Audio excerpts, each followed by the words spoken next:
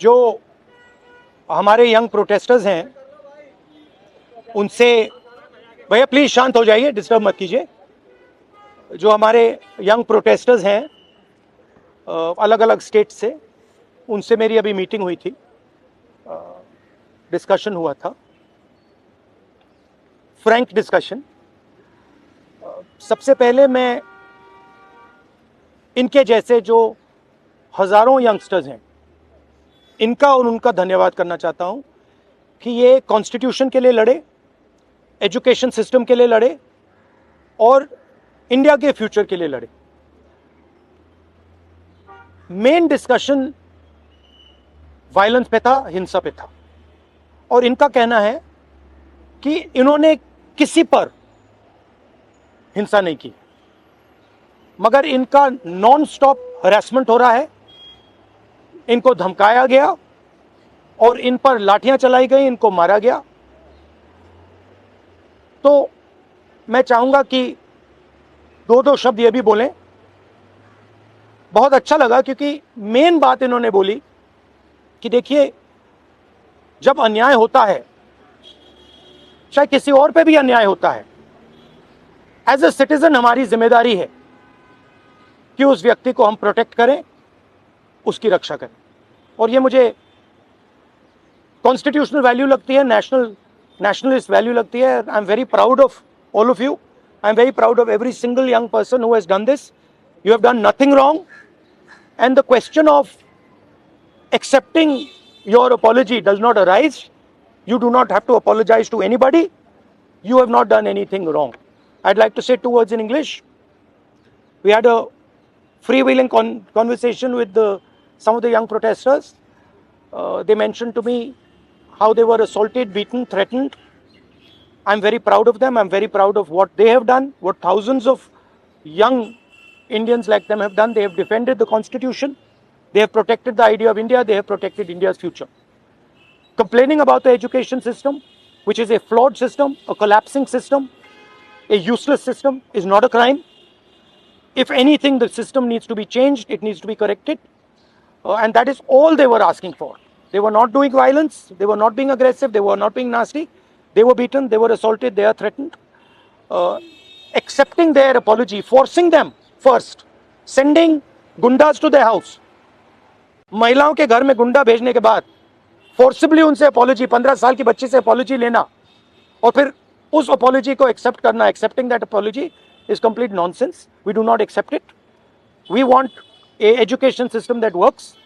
We want exam leaks to stop, and we want the future of this country, who is them, to be respected and protected.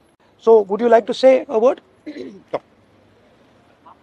Hello everyone, मेरा नाम है रिया अहीर. मैं वो लड़की हूँ जो मुंबई पुलिस के सामने आ गई थी. यू गाइस से कि ये वो लड़की है जो वायरल हो गई है, जिन्होंने मुंबई पुलिस को रोका था. बट मैं मीडिया से ये कहना चाहूंगी, मैं वो लड़की हूँ जिन्होंने 20 बच्चों को अनलॉफुली डिटेन होने से रोका था. Please change your narrative, change your perspective. पर जो भी मैंने किया उसकी वजह से मुझे बहुत हरास किया जा रहा है. ट्रोलिंग नहीं बोलूंगी मैं, क्योंकि ये ट्रोलिंग नहीं है, ये क्राइम है. और सिर्फ यही नहीं, जनता ही नहीं बल्कि पार्टी वर्कर्स भी अभी अपने फेसबुक पर पोस्ट लगा रहे हैं, मेरे बारे में गलत बोल रहे हैं कि मैं जो कुछ भी कर रही हूँ 140 रुपीज़ में अपनी बॉडी बेच रही हूँ. सर आप खुद ही सोचिए, उनके दिमाग में ऐसा कितनी गंदगी भरी रहेगी कि वो ये बोल रहे हैं. 27 को मैंने क्राइम रजिस्टर करवाया था. आज 5 तारीख है, मेरे हाथ में अभी तक FIR नहीं आया है. ना ये बेटियों को पढ़ने दे रहे हैं, ना ये बेटियों को बचने दे रहे हैं.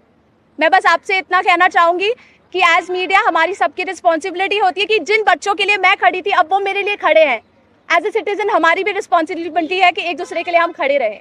Thank you. एक सेकंड. हेलो, इनके बारे में मैं कहना चाहता हूँ. इनको पैलेट गन इंजरी हुई थी. ये थोड़ा आपको बताएंगे कि कहा जा रहा है कि पैलेट गन यूज नहीं की गई, ये आपको थोड़ा बताएंगे. मेरा नाम नूतन टोप्पो है और मैं झारखंड से बिलोंग करती हूँ. और प्लेट गन मैं अपने आँखों से देखी थी कि हमारे साइड वो गन पॉइंट किया हुआ था, और जैसे ही मैं मुड़ती हूँ ऐसे पीछे से मुझे गन फायर किया गया. और मुझे अच्छी तरह से पता है, मुझे गन से ही फायर में लगी है, प्लेट गन से ही लगी है. बस मुझे ये पता है. पर जब देश में जंतर मंतर में 20 तारीख। और जब जब अन्याय के खिलाफ हमें खड़ा होने का मौका मिले हम खड़ा होंगे जरूर। मैं फरानाज उत्तर प्रदेश से आई हूँ। मैं एज अ ग्रेजुएशन स्टूडेंट हूँ, लेकिन हम जब 20 तारीख को जंतर मंतर पे एकदम पीसफुल होकर प्रोटेस्ट कर रहे थे, ये पुलिस के गुंडे बहुत बुरी तरीके से हमको मारे। इतने बुरा इंजर्ड करने के बाद में ये लोग हम लोगों पे ये बोलते हैं कि अगर आप कार्रवाई करोगे तो हम लोग भी डायरेक्ट कार्रवाई करेंगे। देन उसके बाद भी जब इनसे ये नहीं बना तो ये लोग कहने लगे, ये पुलिस का कहना था कि इनका नाम क्योंकि मुसलमान नाम से इन लोगों ने जज किया कि मैं फरानाज। पहले इन्होंने मुझे मारने के बाद बस में बिठाया, 3 घंटे तक लिटरली रखे और फिर उसके बाद बोलते हैं कि नाम क्या। मैंने कहा फरानाज। इनकी लिस्ट अलग बनाई जाएगी क्योंकि ये लोग देशद्रोही हैं। तो सर अगर हम लोग शांति से प्रोटेस्ट कर रहे हैं, क्या हम देशद्रोही हैं? क्योंकि हम लोग नॉर्मल लगा रहे थे वंदे भारत और भारत माता की जय, उसके बावजूद भी हम लोग को मारने के बाद देशद्रोही बोलते हैं। तो ये इन्होंने हमारे साथ किया। उसके साथ साथ सोशल मीडिया पे लगातार आ रहा है कि अरे ये लोग सिर्फ देशद्रोही पना करने गए थे। तो मेरा यही कहना है कि अगर आप लोग इस तरीके से करते रहोगे, लेकिन हम लोग बाज नहीं आएंगे। हम हक के लिए, अपने देश के लिए हमेशा खड़े रहेंगे। जय हिंद, जय भारत। मेरा नाम भरत बानाइत है। मैं नागपुर से आया था जो जंतर मंतर के लिए प्रोटेस्ट किया था।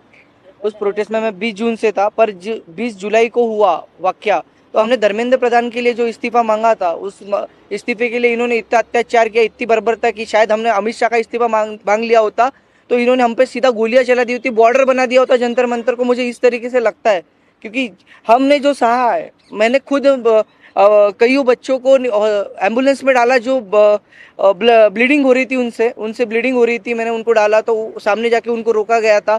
उनको रोकने के बाद उनको फिर जिनके सर पे लगी थी उनके पैर तोड़े गए और जिनके पैर टूटे थे उनके सर फोड़े गए, हाथ तोड़े गए। मतलब इस तरीके का वाक्य हमने देखा और अभी तक जिंदगी में मैंने ये ऐसा दिन कभी मैंने अपने जिंदगी में नहीं देखा। और ये मेरे जिंदगी का ब्लैक डे था और ये जिंदगी में किसी के नहीं आना चाहिए। इसलिए सबने एक साथ सब खड़े हुए और जैसे मुझे मारा गया तो लोग मुझे देख के आए। पर अभी हमें लगता है कि उस दिन अगर हम रुकते नहीं जंतर मंतर पे तो ये लोकतंत्र का आखिरी दिन होता। यही मैं कहना चाहता हूँ। धन्यवाद। हाय एवरीवन, मेरा नाम मुस्कान है। मैं ज़्यादा कुछ नहीं बोलूँगी, मैं बस इतना बताऊँगी that I was one of the peaceful protesters at Delhi Jantar Mantar. मेरा सवाल बस ये है कि जब मैं शांति से चल रही थी तो पुलिस ने मुझे मारा क्यों? आरएएफ ऑफिसर्स ने मेरे ऊपर लाठी क्यों बजाई? और जब ये साफ साफ रूल है कि आप थाई के ऊपर नहीं मार सकते हो और एक मेल ऑफिसर किसी लड़की को नहीं मार सकता, तो एक मेल आरएएफ ऑफिसर ने why did he try to jab a baton into my buttocks? मेरा बस इतना सा सवाल है। और अगर इसके लिए जिसको भी उसने ऑर्डर दिया था, अगर वो आके मुझसे माफ़ी मांग ले तो मुझे भी बहुत खुशी मिल जाएगी। एंड सेकेंडली, क्योंकि मैंने बोला कि मेरा नाम मुस्कान है, मैं एडिशनली ये भी ऐड करना चाहूँगी कि सरनेम मेरी शर्मा है। और ये मैं इसीलिए बता रही हूँ क्योंकि आजकल हर कोई मान के बैठा है कि मैं मुस्लिम हूँ और इसीलिए मुझे और ज़्यादा गालियाँ मिल रही हैं। And that does not tell anything about me, but that tells a lot about the narrative जो इस कंट्री में अभी सेट हो रहा है कि अगर इसने सरकार के खिलाफ बोल दिया तो ये तो मुस्लिम है। और जैसे ही आप किसी को मुस्लिम बना देते हो समहाउ वो अपने आप ही एंटी नेशनल कैसे बन रहा है। तो हम इस नैरेटिव को बहुत ज़्यादा आजकल फॉलो कर रहे हैं और ये जितनी भी ट्रोलिंग आजकल हो रही है इंटरनेट पे, जितना भी हरासमेंट हम लोग फेस कर रहे हैं, ये इस कंट्री का नैरेटिव बताता है बहुत साफ साफ। थैंक्स। आप सब लोगों से सवाल है कि आप ज़्यादा इंटिमिडेट किया जा रहा है, आपको डराया जा रहा है, आपकी कनेक्शन हो रहा है, even when you are standing here, what makes you standing here? No, but I want to say something else, which is even more powerful. That there are young people who are standing here in front of India's press. But Amit Shah and the Prime Minister don't have the courage to stand here. अगर ये बाहर जाएगा उसके बाद हमें रोज और गालियां पड़ने वाली हैं। They are Indian. कल को मेरे साथ गलत होगा, मेरे साथ कोई आके खड़ा नहीं होगा अगर आज मैं दूसरों के लिए आवाज नहीं उठाऊंगी। और ये ऐसी कंट्री है, टू बी वेरी ऑनेस्ट, जिन लोगों को मेरी सुरक्षा करनी चाहिए उस दिन मैं उन्हीं लोगों से पिट रही हूँ। So as a woman of this country, please tell me where am I supposed to go to for my protection. मुझे बस आप इतना बता दीजिए। Just 1 second. One second. मेरा बस एक सवाल है जो भी ये देख रहा है उनसे, क्या जस्टिस आपको सिर्फ तभी मिल सकता है जब आप कोई कॉन्स्टिट्यूशनल वर्कर हो, या आर्टिकल 14 के हिसाब से जस्टिस सबके लिए इक्वल है? ये मेरा सवाल है। So no, last thing I want to say. 1 second. We're not taking any more questions. Last thing I want to say is that for them to come here, जो आपने बोला, it is an act of courage. It is not easy for them to come here. They are facing harassment. They are facing violence. they are facing torture, and I'm very proud that they have the courage to speak so eloquently, so beautifully about what they're feeling. And these are exactly the type of youngsters that this country needs. There's thousands and thousands of them, and I'm extremely proud of what they have done. Final thing, the person who is responsible for this violence, the person who has had the pellet gun fire into this young lady, the person who's had the pellet gun fire into that young man I brought here, the person who has turned the police force against this young lady who's asking for their protection is Mr. Amit Shah, is the Home Minister of India. He does not have the decency to come to Parliament. He does not have the decency or the courage to comment on what has happened. And there's only two possibilities. One, he did not know that this violence was being carried out on the children, in which case he's incompetent. And two, that he ordered the shooting of the pellet gun, he ordered the violence on these children, on these youngsters, which means he's culpable. Either way, he is responsible. Thank you very much, and thank you very much for coming. All the best. Thank you. Hello guys, अगर आपको हमारे video पसंद आते हैं तो ज्यादा से ज्यादा हमारे वीडियो को शेयर कीजिए, चैनल को सब्सक्राइब कीजिए, बेल आइकन को अवश्य दबाइए, जिससे हमारे लेटेस्ट अपडेट आप तक आसानी से पहुंच सके।